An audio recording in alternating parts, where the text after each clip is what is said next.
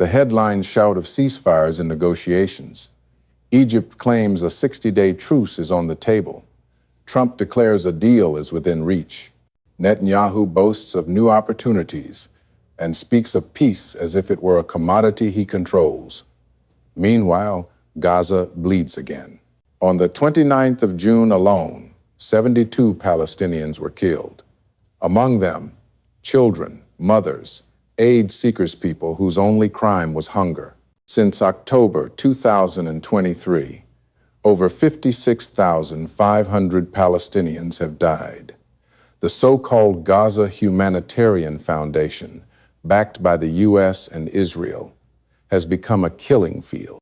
Over 580 aid seekers have been gunned down while reaching for food. This is not humanitarian aid. It is slaughter, said Doctors Without Borders. And as the world postures, hospitals collapse, infants starve, and civilian shelters are reduced to rubble. It's not just a war, it's a global farce, where Western powers speak of peace while exploiting death. As Morgan Freeman once said, the more we claim to hold the reins, the clearer it becomes we're just along for the ride. Let's unravel this facade, because silence is complicity. And you may want to leave a comment by the end. U.S. President Donald Trump appeared once again on national television, declaring that Iran must never acquire nuclear weapons.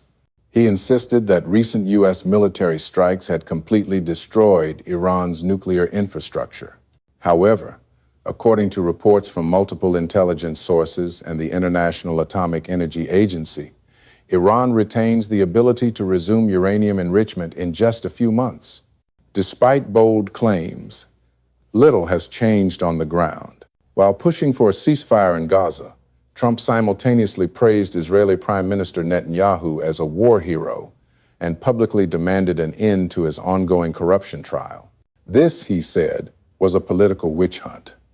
The contradiction is glaring. Trump seeks to pose as a man of peace, yet continues to support and escalate regional conflict when politically convenient.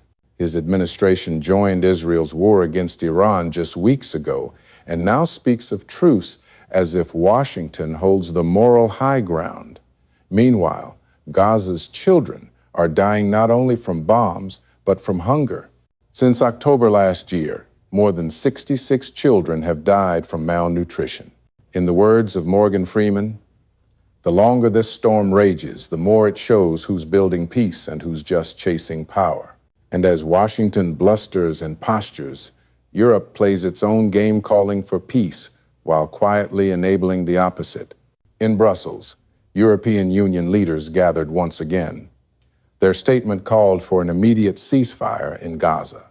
But as always, it stopped short of any real action, no sanctions, no consequences, just carefully worded outrage. Germany once more led the opposition to tougher measures.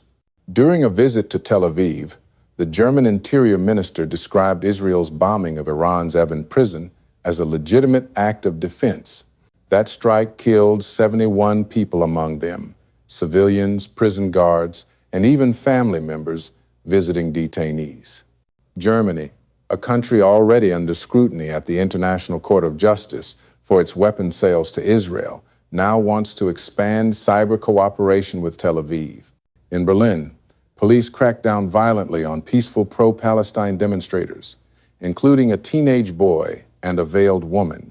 Across the UK, music artists are under investigation for showing solidarity with Gaza during live performances. According to the Palestinian Football Association, over 785 athletes and sports officials have been killed since last October, most of them in Gaza.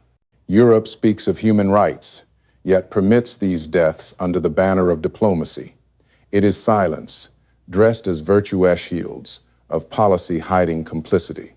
The so-called pause in Gaza is not a ceasefire, it is merely a pause in vocabulary. On the 29th of June alone, at least 72 Palestinians lost their lives. The targets were not military installations, but schools, makeshift shelters, hospitals, and crowded aid lines. In Zaytun, 2 children were killed instantly when their home was struck by an Israeli missile. There were no sirens, no warning, just silence and then fire. Across Gaza City, patients now lie on hospital floors. At Al-Ali Hospital, there are no beds, no oxygen, and no antibiotics. Only wounded civilians and overwhelmed doctors. The Red Cross described the entire health system as, quote, obliterated. Since March the 18th, Israel has escalated its campaign once more. Over 6,175 Palestinians have died in this renewed phase alone. The overall death toll is now 56,500, with more than 133,000 people wounded. Aid lines are now killing zones. At least 580 people have died near food distribution points, gunned down while searching for flour, water, or infant formula. And yet, this is described as a humanitarian operation run by an agency backed by the U.S. and Israel. The latest round of negotiations, led by Egypt, Qatar, and the U.S., proposes a 60-day ceasefire in exchange for the release of Israeli hostages and expedited aid deliveries. Israeli Prime Minister Netanyahu calls this an opportunity yet to many in Israel and Gaza.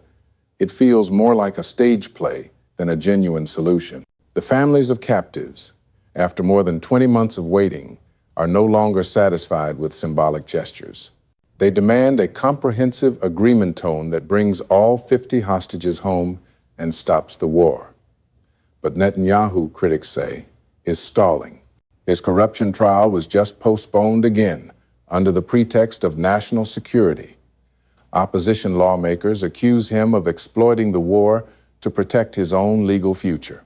Meanwhile, in Tehran, skepticism runs deep. Iranian General Abdolrahim Mousavi publicly warned that Israel could violate the ceasefire at any time. According to the Iranian Foreign Ministry, both the U.S. and Israel must be recognized as the aggressors in this conflict.